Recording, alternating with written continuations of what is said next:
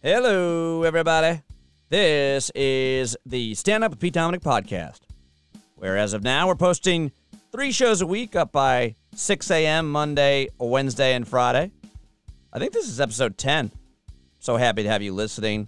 Working harder than I've ever worked on anything to make this baby a success while also balancing family and other gigs. So I appreciate you subscribing and giving it the 5-star rating that these podcasts need. Hopefully we'll have 2 or 3 guests an episode. We'll be able to go live and even have video. So lots to come. For now, thanks for subscribing. Please consider, almost 100 other people already have a Patreon subscription. I haven't even told people about that online yet. It's been a soft launch, is what I'm calling it. Soon we'll have the big push for the Patreon, but if you're already paying for a subscription, oh my goodness, thank you. You're very generous. I really appreciate it. All of your pennies and every dollar are going to the production of this podcast. Okay, real quick, housekeeping. I have a big announcement, and that is I am not going to be running for Congress in my district here in New York State. I was thinking about it for a couple of weeks, seriously thinking about it. Talked to a whole bunch of smart people who know what they're talking about it, and I decided that it wasn't the right time. I just couldn't make it happen for any number of reasons. My wife wasn't on board, and it was just going to be way too much time. And how the heck do you do that? How do you make a living while running for office? I've got a lot to say about that in coming episodes, but I did want to make that announcement official that I will not be running for Congress. I think I can make a more of a positive impact on the world doing podcasts and doing comedy and doing other forms of media. So that is what I plan to do. All right, let's get to today's guest. It is Barry Ritholtz. He was one of the top, most in-demand guests on the old SiriusXM show. He's one of our all-time favorites. He can talk about economics and finance and behavioral economics and psychology and politics and so much more. And I just love him. I love him. He's a really unique, very intelligent, smart, passionate guy, and folks love him. So here now is my conversation with Barry Ritholtz. I was born in Brooklyn, New York. I was very young at the time, and I have since just gotten older. On a continuous basis, relentlessly, without any stop. What do you think about that? Why do you think that is? I seem to be caught in this time-space continuum where I can't help it. I just keep getting older. It's terrible. Everybody else has figured out how to opt out of that. I'm like spam. I can't stop it. All right, we are underway. That is Barry Ritholtz, and he is one of the most highly requested favorite guests of all time. He's become one of my closest friends and confidants, an advisor of sorts in every way, kicks me in the ass, says, you need an ass kicking on a regular basis. Thank you for joining me, pal. My pleasure. Thank you. Right here in your office. Yes, this was a tough commute to get here. I had to go from there, my desk 8 feet away, to here, the coffee table. Do you ever work from home? All the time. What value is there in working from home? So I work from home every day from 4:30 to 8, which is quiet, peace, nobody coming in and out, nobody chatting, nobody coming and 4:30 to 8 a.m.? Yes. Nobody saying, I want to interview you for podcasts. I just read and write and think. Your wife and dogs? Sleeping. So for about I'm 4 up before hours the dogs. in the morning. I'm up before the chickens. Do you have any other morning routine that you have? Eating, exercise, meditation, dog walking, any other thing that you do every morning? Or do you just pop out of bed and sit in front of your computer? Pop out of bed, bang, right on the computer. I open. Where is it? Upstairs in my office. You have an office and a home office, yeah. Mm-hmm. I open a folder marked AM, and that has 47 different websites, and I quickly work my way through all of them. I use some software to allow an assistant to help structure what I do with that material. A virtual assistant? No, a human. Tim. All right. Tim is very helpful. Okay. And is he up with you in the morning? No, that's the beauty of working remote. It could be anywhere in the world. And I just use Instapaper and a couple of other pieces of software. Mm-hmm. And Tim will take the articles and the websites and the videos that I've liked and the graphics that I liked, and he will assemble them into a list of about 40 to 60 links. And each of those links, some of those links will have other media like graphics or charts or video. And from that list that I've been working on for the prior 24 hours, I will take the 10 most interesting articles, and that becomes my morning reads. How do people get that? They go to Ritholtz.com and sign up for that. They can look on at Ritholtz on Twitter. There it is. And by the way, it's free. There's no commercials. There's no advertising. We don't sell the list to anybody. It's part of my daily routine. I've been doing this for 20 plus years. Just for your own information, why not share it with everybody else? So I literally used to print this stuff up when I was a young trader on a desk, and one of the guys in my office said, "What is all this?" Well, this is the list of what's happening today and a whole bunch of different things, and here are the 10 things I want to read later to get smarter. And they would say, "Can I make a copy of this?" And then, "Can I make a copy of this?" became, "Can I fax this to my friend?" And that became, "Hey, will you email this to somebody?" And now it's, 10,000 plus people. So you have your firm, Ritholtz Wealth Management. You have the blog, The Big Picture. You have a radio show that airs. It's both a podcast and airs on Bloomberg Radio called Masters in Business. Mm-hmm. So you're part media guy and part investment advisor. I guess. Is that fair to say? Sure. Did I describe you? You also wrote a book called Bailout Nation. Yes. So you're an author. I find. What are you trying to do? Entertain myself and quiet the voices in my head, to be really blunt about it. My secret, which I've said, it's not so secret because I've said it on your air before. When I write a column, it's mostly because it's a topic I'm interested in. And as Daniel Borsten had said, I write to figure out what I think. And besides, at that hour, all the bars are closed, to quote the former Librarian of Congress. So writing is a way to sort of organize your thoughts, your thinking. It also helps you recognize what is widely understood by most people and what is not. So you can identify what are the masses thinking, believing, reading, and what's a little outside of the box. The podcast came about for two reasons. First, I was really frustrated watching financial TV and having these really accomplished, brilliant, thoughtful people show up. And it's the same really stupid questions. When's the Fed going to fill in the blank, cut rates, raise rates? Where's the market going to be in a year? What's your favorite stock? And when they would ask these people these questions, and by the time they left the building, their answers were already stale.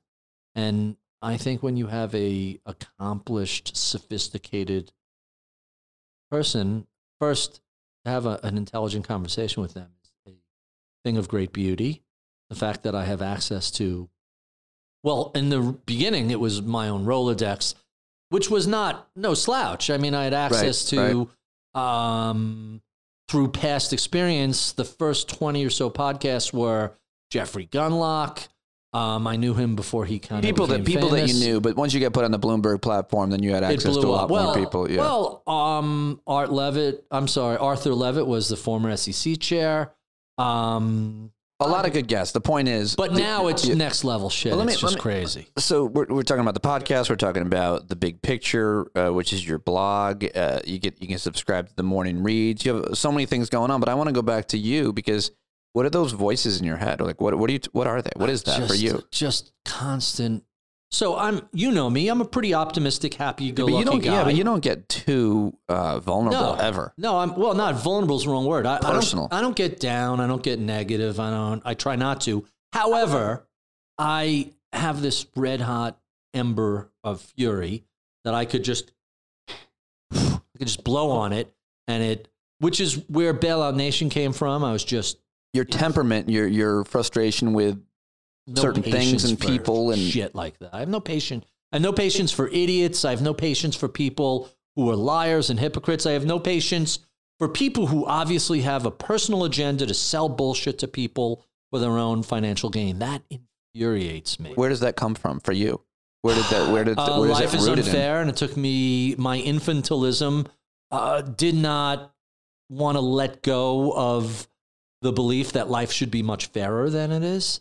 My pop psychology theory has always been that the terrible twos with children is the transition when they start to realize that they can't have everything the way they want, and that's why they have a temper tantrum.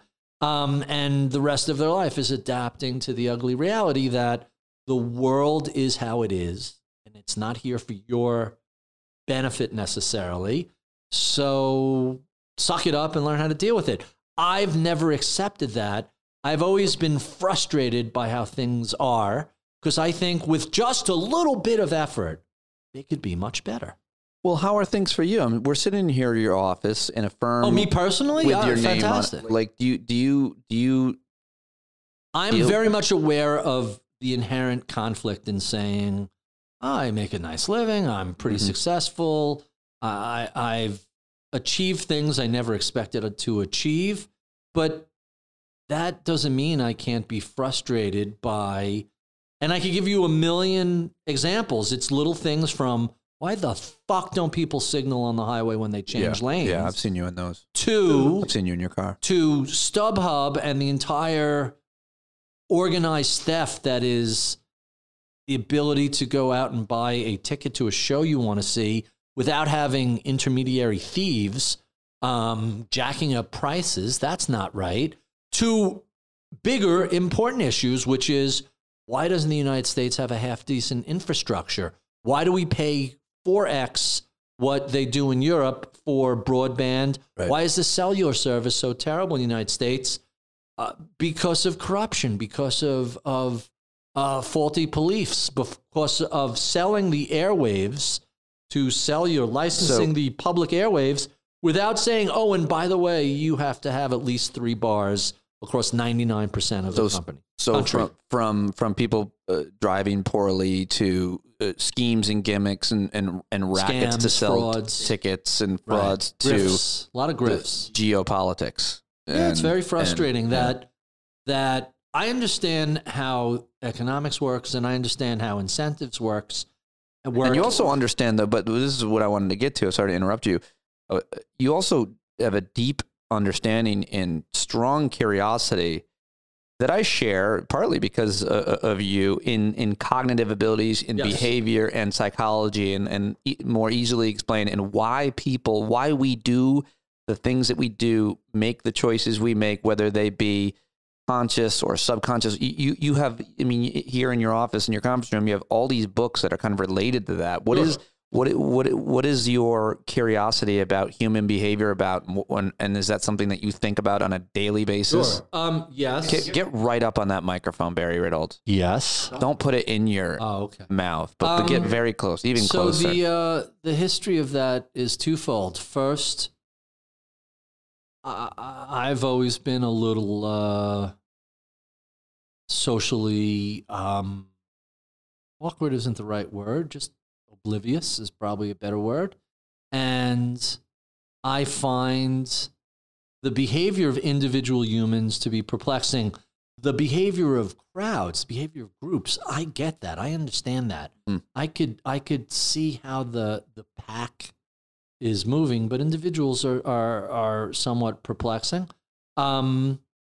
But really, it traces back to a lot of luck. When I began as a trader on a desk, back when there were traders and desks, that's a long time ago. They don't really train you. They just kind of throw you off the deep end of the pool, and whoever swims has a job. Right. Those who drown, well, we don't care. They've drowned. Right. So I was shocked. And I come from a background that's a little more evidence-driven and a little more analytical and a little more logical than I think a lot of traders did back then. And I was fascinated by, why am I on a desk with 4 guys who are all doing, and it's a much longer, but why is my row, how come this guy is making money this month on my right-hand side. The guy on my left-hand side is losing money. They both seem to be doing the exact same thing. Right. And then next month, it flips, and the guy on my left-hand side is making money, and the guy on my right-hand side is losing money. And understanding why that was taking place became first just a thing of curiosity. And then I discovered a book in the mid-90s. Now we all know about behavioral finance today in 2019. But in 1994, I don't think people had the slightest idea. About why? What is behavioral finance? About why people make the financial decisions why that they do? people make decisions under uncertainty, typically about an unknown or unknowable future. What drives those decisions? And I happened across a book from a professor at Cornell named Thomas Gilovich, and the name of the book is How We Know What Isn't So. And it might have been the very first of the popular books that delved into decision-making and other things. Eventually, that leads to Amos Tversky and Danny Kahneman and Richard Thaler and Bob Schiller. It leads to a series of authors, mostly all those people are academics, discussing not only the decision-making process, but how it's flawed, both on an individual judgment level as well on a full-blown cognitive level. Meaning, there are things you literally don't see. The expression, "Oh, he's blind to that." Literally, things happen in front of your nose that you cannot see. My favorite example in a presentation I give is the Federal Express logo, which, because of the way your brain works, the part of the brain that looks at letters is a completely different part of the brain that looks at symbols. And when you're reading Federal Express, and I make this really clear, I'll send you a link to this so you can show it, the word letter part is lit up and it's engaged, which is why the symbol part is not lit up and you don't see the arrow built into the Federal Express name. It's there in front of your face. Once I show it to you, you can't unsee it and it's forever there. I want to look it up now. But most people, when you just look at the Federal Express logo, it's the word Federal Express. But if you look at it closely, there is clearly an arrow. Oh, wow. And you've never noticed that. You've gotten how many FedEx packages? I get probably 50 a day. Okay, so the reason you never notice that is you read Federal Express and your brain says, okay, launch the subroutine for reading letters, and it doesn't say launch the symbology group of the brain, and that never activates, so you don't see it. It's there. I've shown this at conferences where people have come up to me where and the accused... E meets the X, there's an arrow. That's right. And clearly, it's not like a loose arrow. That is an arrow. Yeah. And I've had people come up to me and accuse me of photoshopping that. So I always have 2 extra slides at the end of the presentation. Here's the plane. Here's the FedEx truck. Show me where this has been photoshopped. So you read all these books. You learned all about... Self-taught, kind of autodidact. Took myself through a self-created course on behavioral economics, cognitive psychology, how people are influenced. It's fascinating. It is fascinating, and I love talking to you about it. Let me ask you, there's about 1 billion news stories and issues that I always love to go through with you. And first of all, did you see the new Ford electric car? Yes, the new Mustang, $44,000. Spectacular. Yeah. I love that. You're a car guy. What do you think? I think it's great. I would strongly consider that. Isn't it too much money for most people still? No. Look, it's half the price of the Model X. Mm-hmm. And if you go get a Ford Explorer, right, one of the most popular SUVs in the country, moderately configured, it's $40,000. This one is going to be $50,000, right? They'll launch it at 68, 48 to 68. The price will come down 300 plus miles. I thought it was 44. 44 is fantastic. I thought that's what they were launching at, 44. That's the base version. Oh, okay. You want faster, you want longer range, you want prettier leather. But now it's coming from a company that knows how to mass produce cars. So is America going to produce electric cars or pickup trucks? Both. Now here's an electric truck, and eventually there'll be electric pickup trucks. There's electric planes coming also, and electric boats are right behind. And you think that the future of the automobile industry in the United States is what, based on electric cars, autonomous vehicles, cafe standards? Sure, all that. I mean, you don't need to be a futurist to recognize we are slowly moving away from internal combustion engine and the burning of gas or diesel. We're moving towards electric. The battery storage and the battery charge is just getting better and better. Yeah. 20 years from now, and I'm not out on a leap here, this is just 1% improvements. 20 years from now, you'll have a 400-mile range. There'll be chargers everywhere. You'll be able to top off not quite the 4 minutes it takes to pump gas, but maybe it's 10 minutes to do a full recharge and another 400 miles. The range anxiety will have gone away. And by then, most of these cars are self-driving. Yeah, because we can't build more roads. So what we need to do is find a way to make the cars better at driving. And with humans behind the wheel, it's terrible. Back to the not signaling and not knowing how to drive and all that stuff.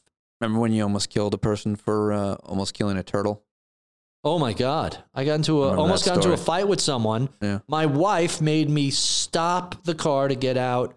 A giant turtle was crossing the street, and around a blind turn, this guy comes hauling in a thing, just narrowly misses my wife, runs over this 2-foot-long turtle right in front of her on the wrong side of the road. If someone's coming the other way, it's a fatal accident. And I get in the car and chase the son of a bitch down, pull in front of him like I'm a cop, and say, what the fuck are you doing? You almost hit my wife. You killed an animal. You went over a double yellow line. You put other people at risk. What are you doing? And the guy just looked at me, goes, are you drunk? And I got back in the car and I said, I just am not going to interact with humans. 4:30 to 8, I'm going to stay in my room.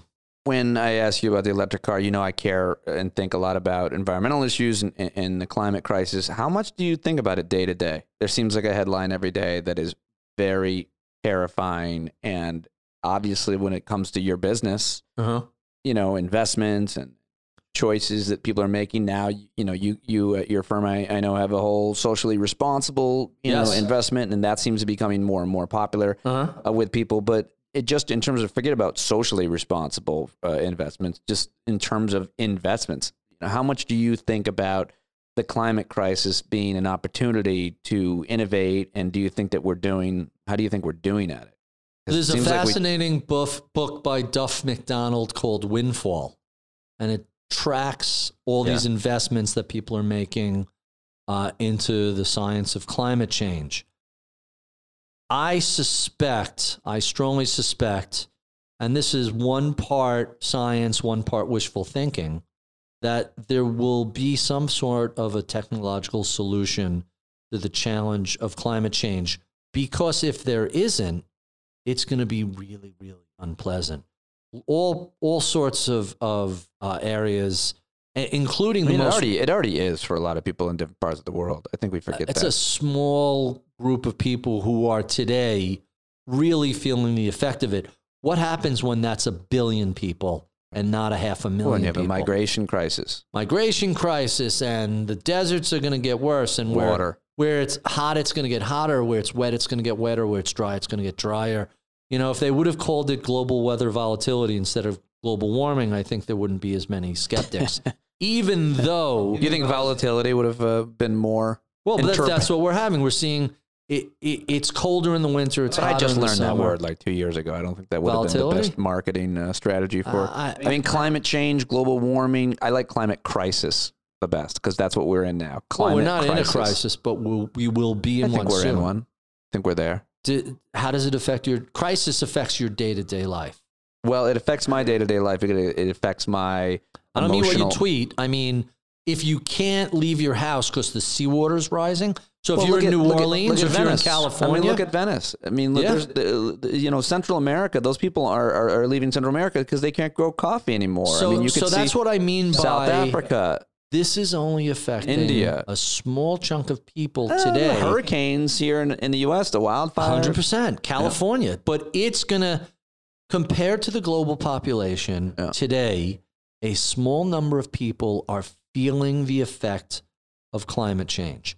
That number will continue to go up and eventually exponentially to where half the population of the planet will directly be feeling the results of climate change. Today, Right. All right, so what do we have, 330 million people in the United States? Somewhere around there. How many are affected by the most recent, how many people were directly impacted by the most recent hurricane, the flooding in the Midwest, the fire? You know, it's a couple of million people. It's a lot, but wait till it's 100 million people. Shit'll happen then. Stuff will get done. Things will change. Right now, people read about it and tisk. Well, it has become an issue that is at the top of the list for a lot of voters, which I find, both surprising and awesome. I didn't think that we would get there this quickly, but I think that people are seeing all these images all over the world and realizing, There's an old joke, which I'm sure you've heard before, the difference between comedy and tragedy. Comedy is where you slip on a banana and fall and break your arm. Tragedy is when it happens to me. Right. And I think people are until it hits them close to home, and very subjective, and they could keep it at arm's length. It's not affecting them. I'm not going to spend more money. I'm not going to change how I vote. I'm not going to wait. Our beach house floated away. Why aren't the politicians doing something about this? It's that sort of transition. I like the image of a beach house floating away. Have you looked at any of the photographs from Sandy recently? Can you I've communicated with you and even paid. I actually did I never told you this. It's not a big deal, but I remember almost as a thought experiment trying to watch your behavior when you were supposed to be on vacation. What do you mean? And even texting you. I was trying to figure out, can you relax and turn it all off? Do you even want to? Oh, sure. I can relax and turn it off. I still get up and do the reads each morning. That's you can't. So you can't fully connect for 24 hours. You once can't. I finish that. I'm not saying it's a bad thing. And I also do all the prep work before I leave. So I sleep much less than my wife. Or let me rephrase that. I get up earlier than my wife. Mm-hmm. I will spend an hour doing that, and then I will wake her up, and we'll go to the beach or do whatever we're doing. And then once there, you'll. I'm done. I'm done. I won't. I don't want to have. I want to be completely unplugged when I'm away like that. Well, you're not, because you still have the mornings that you still get up. I got to do something while she's sleeping. You never sleep in, ever. I've never used an alarm clock in my life. Is that right, Barry? Wake up every day. Every single day you wake up at what time? Sometimes. So this weekend we had I slept till like 5:40. We had a late night. And that's late for you. Oh, I went to a Broadway show 2 Fridays ago. Right. I got home at like midnight. We slept till like almost 6 o'clock. It was crazy. But that's late for you. Oh, yeah. So if you stay out late, you'll get up a little bit later. Yeah. Let me ask you about we're in your office. You've got a copy of Bloomberg Business Week on the front. Don't mess with Bob Iger. Picture of Bob Iger. Disney Plus. Fascinating what's going on with that. I really want to hear your take on this. This is a very, very, let me try to take, you interrupt me whenever you want, but it was Blockbuster Video and they always sucked. And they were doing always terrible. They had a huge market share though. They were all over the country. Right. They had probably steam locomotive. Made a lot of money for years. They did. Okay. They had the Blockbuster Bowl. It was a bowl game. That's how big they were. Is that true? I don't remember that. Yep. And then I just remember getting annoyed with them over late fees and wait, I got to take this fucking videotape back? Right. Who needs that? Netflix comes along and they start mailing you DVDs. And then, of course, they launch streaming. Right. And during that time, Blockbuster doesn't figure out that model. So they go out. And now Netflix just dominates for years now. Crushing. For years and years, they've dominated. Smart, great management, great business model, really smart approach to everything. Fantastic. And for whatever reason, do you think it took other companies a long time to catch on to try to compete with them? Or Apple just launched their own video streaming service in 2019. Netflix has been streaming for what, 14 years? So what took Apple and Disney so long? they didn't think Netflix would succeed. They didn't have the assets. They didn't have. Well, they all had the acumen. assets. Apple, Amazon. Sure. Amazon, credit to them, launched earlier than Disney and Apple, but way behind Netflix. There's this really interesting line that people who are experts in the way the world used to be. You develop an expertise, it's because you've come through a path and, your expertise is about back then. Right. So Apple is really good at hardware and integrating software into it, and they kind of get a sense of what people want. They see what's going on. I don't think they realized how dominant Netflix would be. And plus, every time a paradigm shifting company comes along, there is a tendency from the naysayers to say, oh, that'll never work. Or what they're really saying is, I don't understand what the future looks like, and why do I want to buy into this person's vision of the future? That'll never work is really a shortcut to, I don't understand where the future's going, and I don't understand what your vision is. So for Apple and Amazon and now Disney and Hulu and everybody else to get on board, they have to say, oh, the old model of paying for a cable to come into your house and piping content through at enormous cost, regardless of whether you want it or not. I don't need ESPN 4, 5, 6, 7, and 8. Why am I paying for that? In fact, I could probably go through my Dish 500 channels of bullshit and eliminate 90% of it. And if I could cut my bill in 90%, I would. Isn't that what's happening? Well, that's the cable cutters. So I don't know if this was originally in Netflix's model, but enough people have said, wait, I could just get fat broadband pipe into my house, and I don't have to pay $100 for cable or $150 for satellite. I'm going to get Netflix, and I'm going to get this, and that's all I really need, and I don't really care about local television. I'm just going to watch this stuff. So Disney, what is it called? Disney Plus. And they... Pixar, Disney, Marvel, Star Wars, and somehow National Geographic. It's one of these huge properties that have tons of programming that go back to their $6.99 a month. If you have kids, you must have it, and if you don't have kids, you're probably going to get it. It's just a brilliant, brilliant move. And kudos to these guys for they got like 10 million subscribers right off the bat, and they're way higher than their projections. Yep, I think it's going to be a giant home run. And conversely, does Netflix then lose at the same rate that Disney Plus gains? I think this is Netflix plus Disney. That's what I see going on. I'll tell you who I do think loses. What do you mean you think it's There's Netflix? so much Netflix out there. There's so much content that I don't know anyone who has said, and this is my universe, but Netflix is okay, but I'm going to cancel Netflix and get Disney. I think you just spend the extra it's $7 a month. It still doesn't add up to whatever you're paying for cable. Right. So I'll tell you who is a loser, though, in my opinion. Is it, don't tell me, is it Mike Pence? I don't know what his streaming video plans are. All I know is it's not with a woman. Fair enough. So, but Time Warner's HBO, it's $15. You can't download it. Why do you say Time Warner's HBO? Because it's HBO. Is HBO the same cost for everybody? Every provider? No, it's that's who owns it. Oh, got it. Sorry, go ahead. So HBO is $15 a month.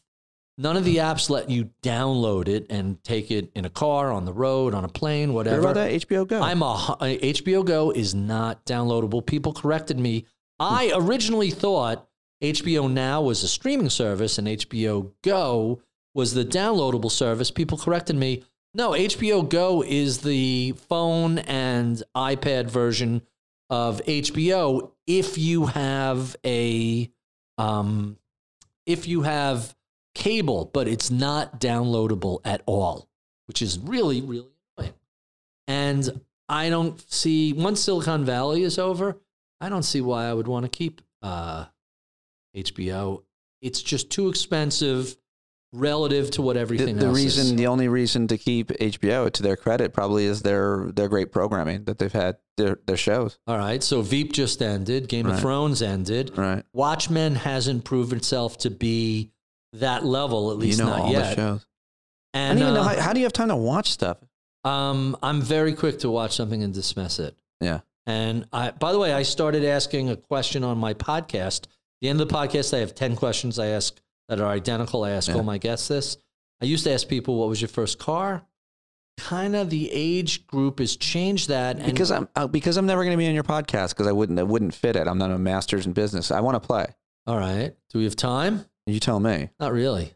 No. Besides, let's do the short version. You ready? We'll do this. Is this going to be the end? So, what was your first car? Make, year, and model? I had a Plymouth Reliant K car. I'm so sorry. Although they were indestructible. $900 at an auction. My dad bought it for me, and then I totaled it on Was it day that 3. green? No, it was like a pale, like a cream. Oh, I remember that color. I drove it into a ditch. Yeah. On day 3. That's perfect. That's all you need. And you couldn't get in the passenger side for the rest of high school. Go in and slide across, right? And nobody ever wanted to ride with me. There you go. I had my own car, but nobody ever wanted to ride with me. Who were your early mentors? Early mentors. A couple teachers in high school. Mm-hmm. I had a couple friends in college. Yeah. And then in New York City, there was a whole bunch of people, for sure. And that's a great question. Early mentor. Yeah. You didn't go there. So many mentors now in my life in the past 20 years, but I'm not sure who I sought after when I was a young man, if I even knew what that word was. Tell us about a time you failed and what you learned from the experience. I failed by so many times. So many times. These are great questions. I'm pretty good at this shit. Yeah. Tell us a couple of books you've read.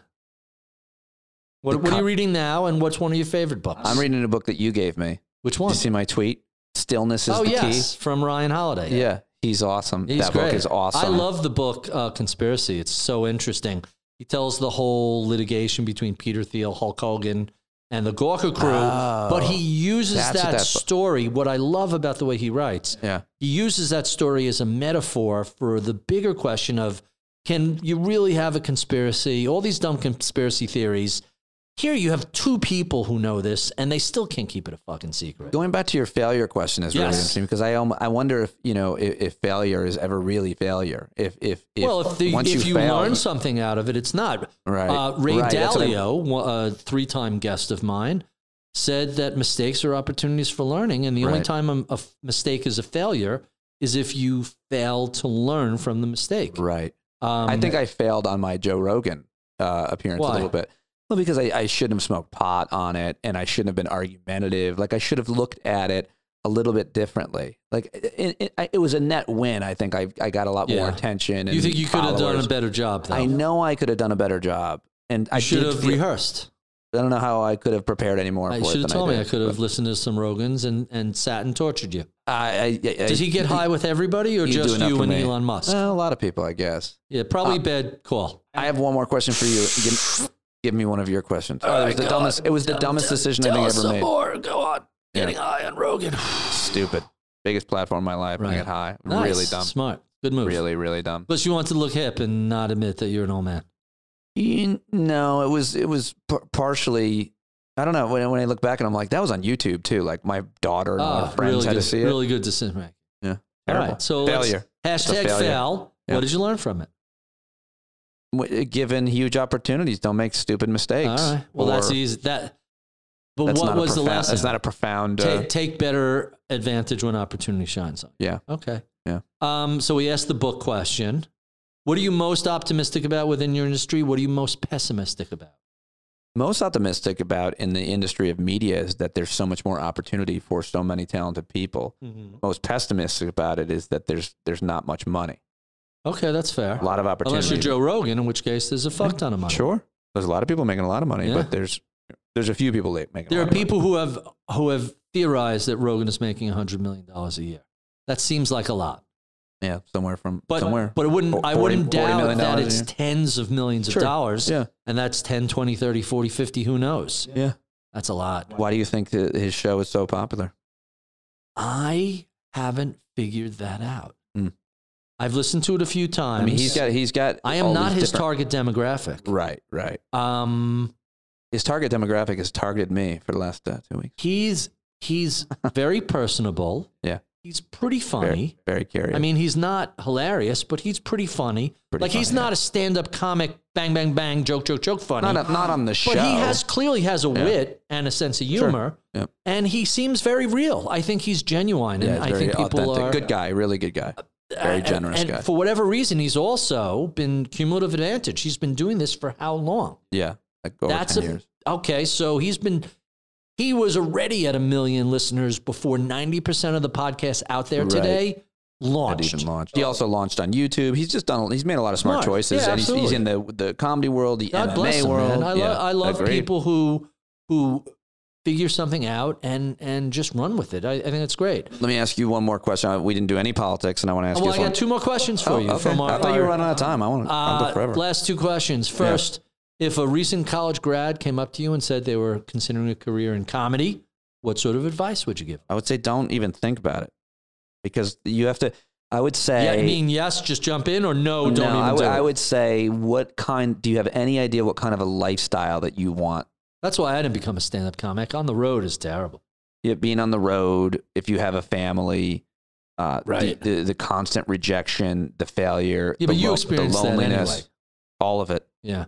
All of it. Well, you were on the road the first part of your career a lot. I'm going to have to be back on the road now. I mean, you got to be, but it's not as bad as it would have been when my kids were little. If you're on a plane, you just zip wherever you want to go. It's fantastic. When my kids were little, it would have been a lot harder. Yeah. But now they're older and don't want anything to do with me. so you're free to travel. Yeah, we did a good job with them.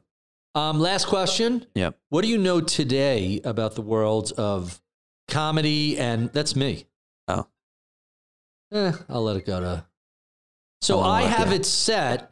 Apple, what are you doing to me?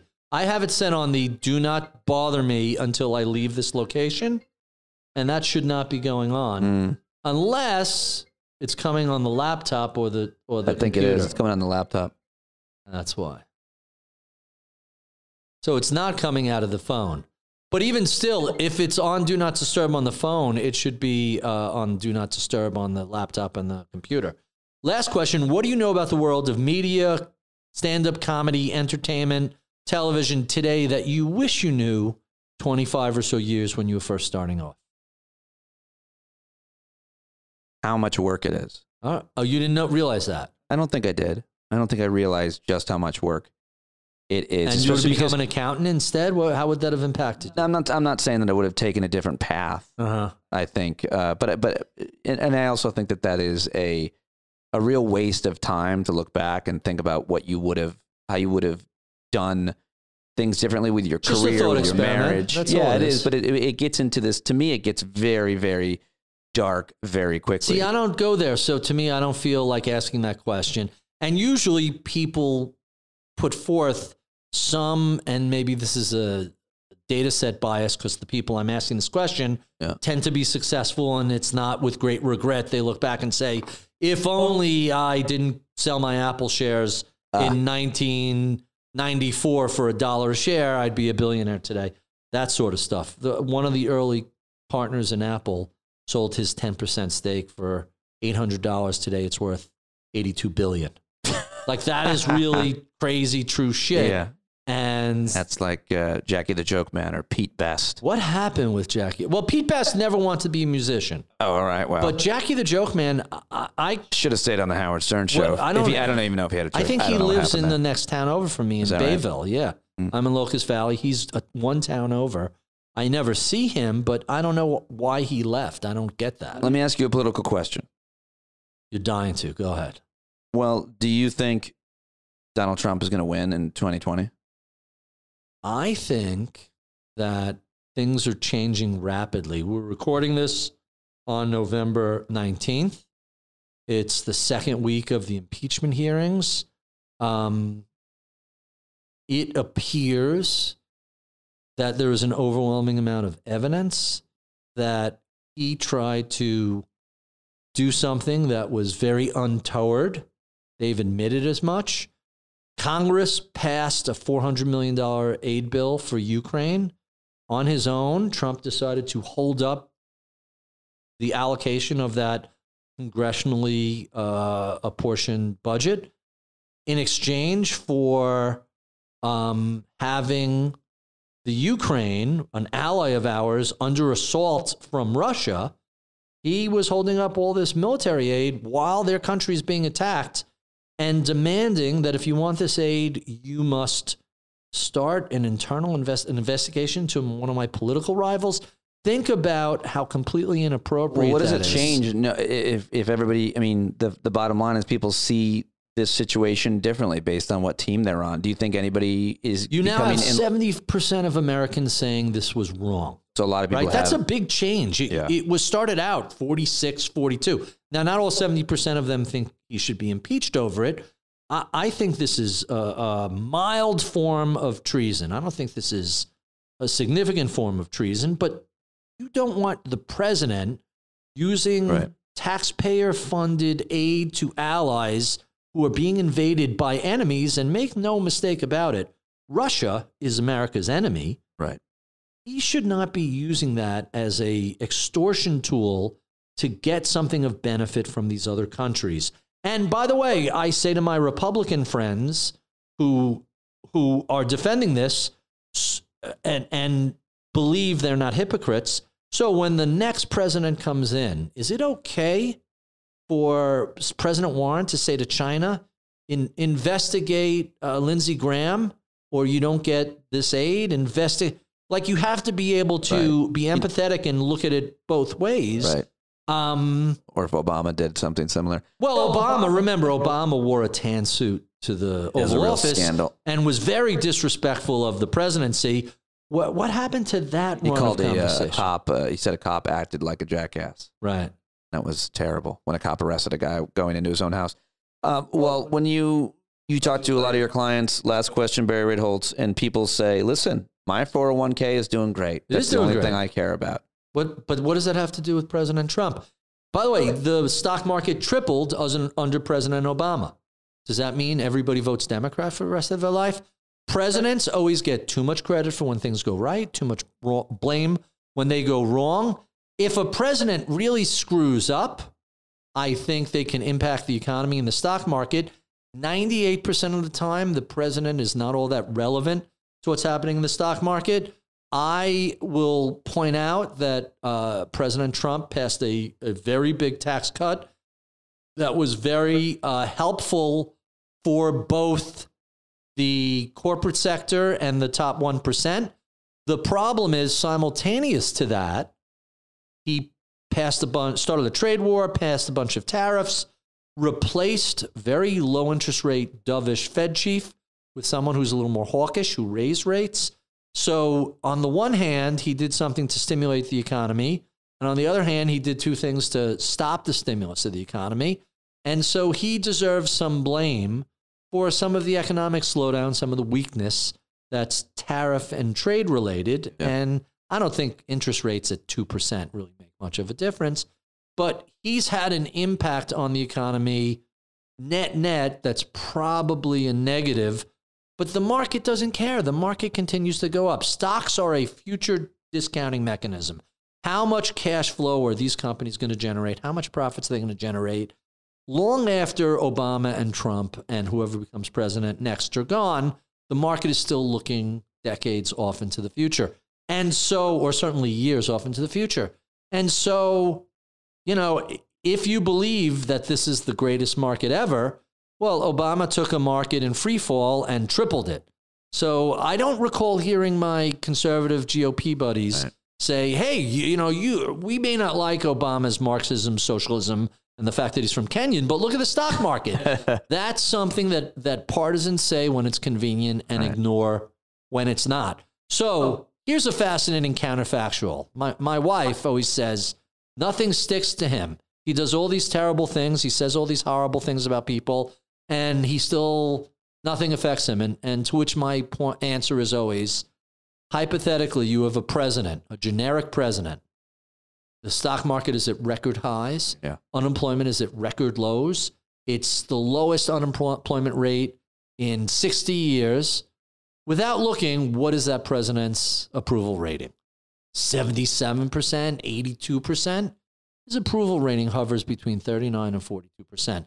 It's half of what any other president would do, because people have come to recognize that he sold them a bill of goods. He's not doing what he said he would. He said a lot of things, most of which turned out not to be true.